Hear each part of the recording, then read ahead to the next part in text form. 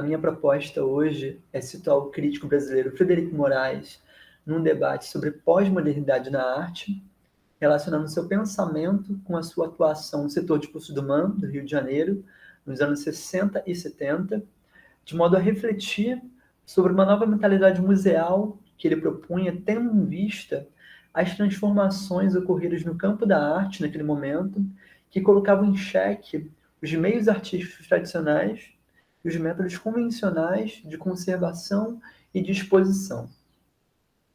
Essa nova mentalidade museal que o Frederico Moraes propunha é exposta com maior clareza numa comunicação realizada em 69 e depois transformada em um texto em 70, chamada Plano Piloto da Futura Cidade Lúdica, onde ele define a utopia do Museu de Arte Pós-Moderna, que seria uma instituição invisível, que teria a cidade como a sua extensão natural e como elemento central a atividade criadora, e não as obras de arte em si.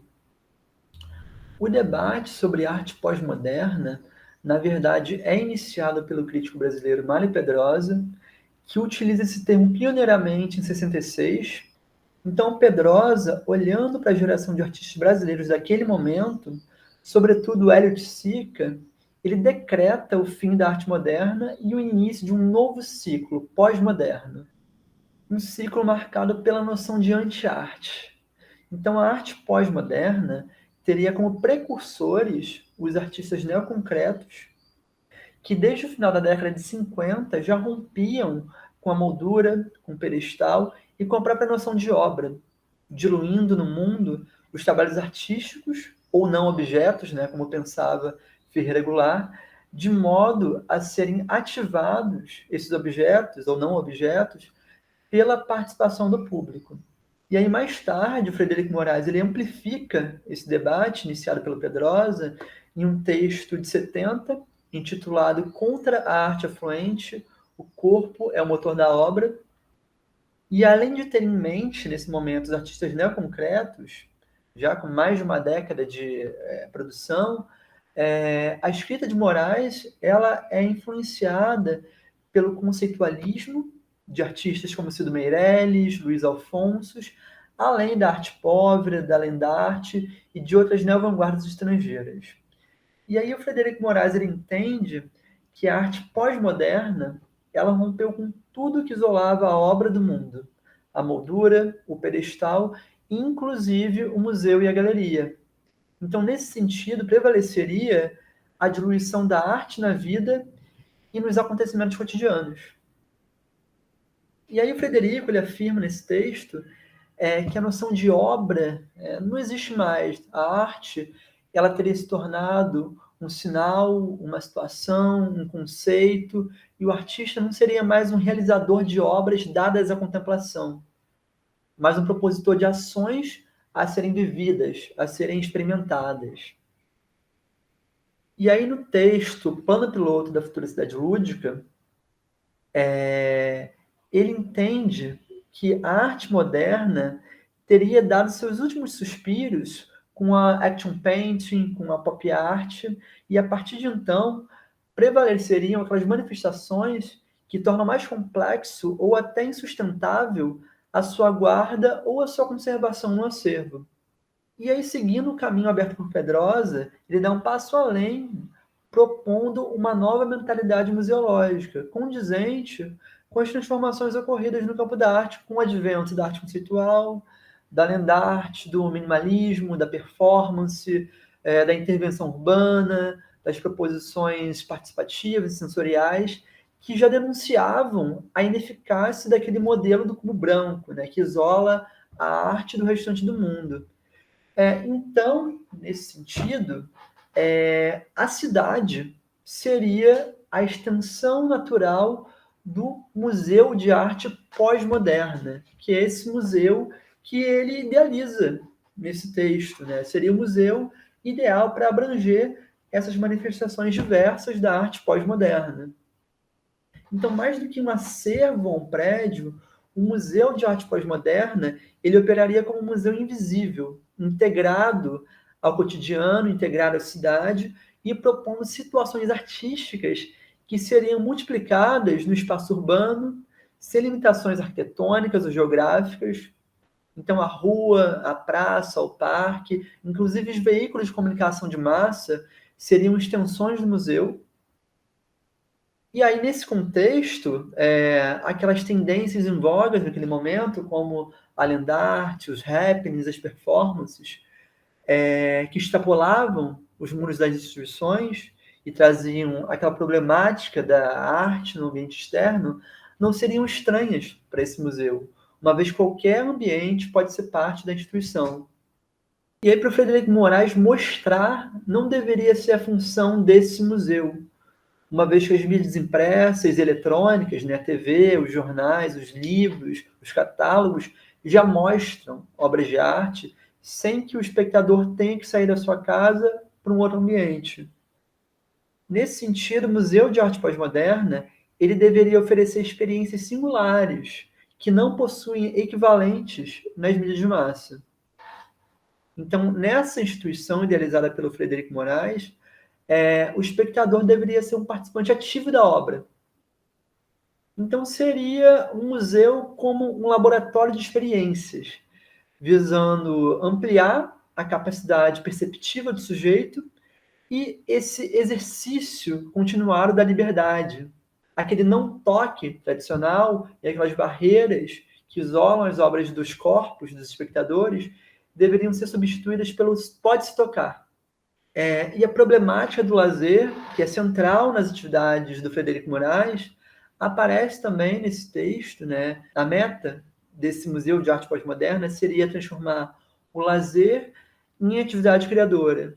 E aí ele se apropria do conceito de crer-lazer, do Hélio de Sica, né? Para pensar esse museu onde o lazer é visto como criação e onde não existe o primário do visual. Existe, na verdade, a mobilização de todos os sentidos, para além da visão. Esse texto, o plano piloto da futura cidade lúdica, ele pode ser compreendido mais como um manifesto do que como um projeto de fato, né? Tendo em vista que é um projeto utópico e a sua concretização parcial se dá no âmbito das atividades promovidas pelo Frederico Moraes nas décadas de 60 e 60. Um exemplo é o evento do Corpo à Terra, que ele realizou em Belo Horizonte, no Parque Municipal, em 70, onde pela primeira vez, numa exposição de arte brasileira, os artistas foram convidados a produzir diretamente no local, onde os trabalhos ficaram até eles se dissolverem. Mas o que mais me interessa nessa discussão que eu estou tentando trazer aqui hoje, e que mais se aproxima de uma concretização desses ideais colocados no plano piloto da futura cidade lúdica, é a atuação do Frederico como coordenador de cursos do MAN do Rio de Janeiro. As ações que ele promove, elas não culminam, certamente, na criação de um novo museu, e nem na reformulação do MAN, uma reformulação total do MAN, mas em pequenas revoluções que estavam ao alcance dele ali dentro da sua função. E são ações que se apropriam, sobretudo, dessa arquitetura e dessa localização do MAN, que é um prédio que não briga com a paisagem, mas se integra a ela e propõe esse contato íntimo com o aterro do Flamengo. E aí, nessa atuação do Frederico no setor de cursos, ele integrou ateliês, ele vinculou aulas práticas e teóricas, ele deu cursos de arte moderna, mas também de arte pós-moderna, nesse momento, que era bastante inovador. Ele também ofereceu um curso gratuito aos domingos, um curso popular, que era para que realmente a classe trabalhadora tivesse acesso a esse curso.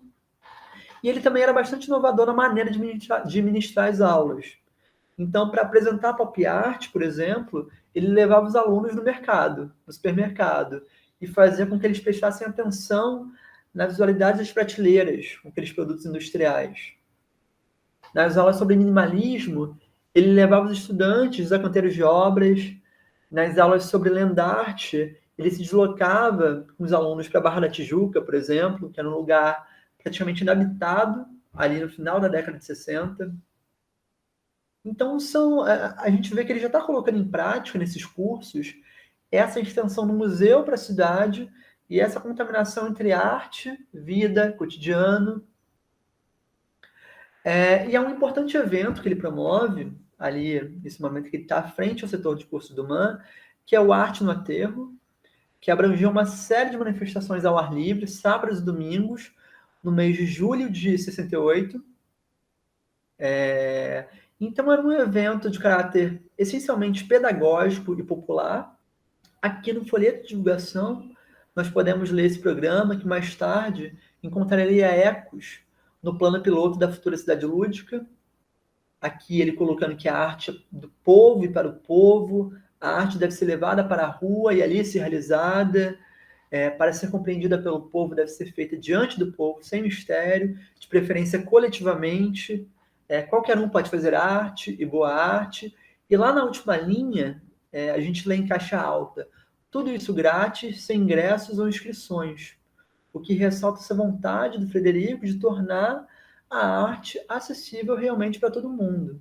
Esse mesmo caráter popular era evidenciado nos Domingos da Criação, em 71, que era uma proposição do Frederico Moraes que consistia numa série de manifestações criativas realizadas gratuitamente na área externa do MAN ao longo de 71, em 6 domingos. Um domingo de papel, o domingo por um fio, o tecido do domingo, o domingo terra a terra, o som do domingo e o corpo a corpo do domingo. Então, em cada edição, ele propunha ao público experimentações criativas com um material ou com um conceito diferente, entre eles o próprio corpo. O Frederico afirma ter como pressuposto a ideia de que qualquer sujeito, independente da sua origem, é inatamente criativo e que a criação é um elemento essencial à vida humana. E aí esse evento ele visava libertar em cada indivíduo a sua própria criatividade e colocar em discussão essa problemática do lazer em relação ao trabalho, né? Tendo em vista que esse lazer do domingo muitas vezes adquire formas burocráticas, repetitivas, alienantes. Então ele visava ampliar essa ideia de lazer, trazendo esse elemento criativo, né? O lazer como criação, como ele propunha lá no plano piloto da futura cidade lúdica. E é uma proposição que também apresenta essa noção de sala de aula expandida, né? A sala de aula pode ser qualquer lugar da cidade, e estimula a criação sem que isso signifique posse da obra realizada, ou seja, o que importa é o processo, é a criação, mais do que o produto final. Então, tudo isso está em diálogo com aquilo que ele coloca lá no plano piloto da futura cidade lúdica. É como se nessas manifestações que ele promove, ele conseguisse colocar em prática aquilo que ele idealiza naquele suposto museu de arte pós-moderna, que nunca existiu, nunca foi criado, né, pelo menos não dessa maneira, mas ele consegue ir colocando em prática esses seus ideais dentro dos seus limites ali no MAN. E para encerrar, eu trago alguns escritos da crítica e curadora Michelle Sommer, que afirma que, enquanto na Europa e nos Estados Unidos as neovanguardas propunham estratégias de fuga do cubo branco e confrontavam as instituições, aqui no Brasil, onde não havia uma tradição institucional estabelecida, os museus estavam nascendo naquele momento, juntamente com diferentes experimentalismos e com essa expansão da arte para a cidade. E esses museus recém-nascidos eram contaminados por essa produção não convencional, né? Então, enquanto nos centros hegemônicos se falava numa dicotomia dentro e fora, aqui se praticava um hibridismo, o que é muito interessante, né? Então, nós podemos situar o pensamento do Frederico Moraes e as suas atividades no museu nessa condição de um hibridismo dentro e fora, que caracteriza a arte brasileira das décadas de 60 e 60. E o plano piloto da futura cidade lúdica é um documento que atesta esse caráter inovador da relação entre arte e instituição do Brasil naquele momento. Então aqui eu encerro a minha fala e agradeço a produção do evento pelo aceite da comunicação.